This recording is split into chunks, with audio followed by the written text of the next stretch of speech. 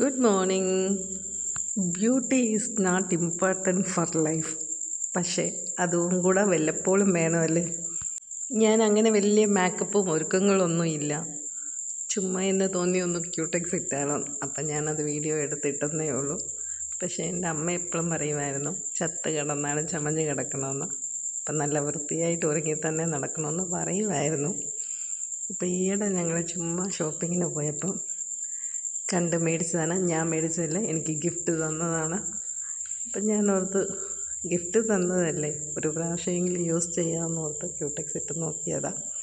നമുക്ക് വലിയ ഒരുക്കങ്ങളൊന്നും ഇല്ലെങ്കിലും ഒരാൾ നമുക്ക് ഗിഫ്റ്റ് തന്നത് യൂസ് ചെയ്യുമ്പം അത് കാണുമ്പോൾ അവർക്ക് സന്തോഷം, തന്നത് നമ്മൾ സ്വീകരിച്ചത് കൊണ്ട് ഉള്ള സന്തോഷം. അതുകൊണ്ട് ഞാൻ ക്യൂടെക്സ് ഇട്ടെന്നേ ഉള്ളൂ.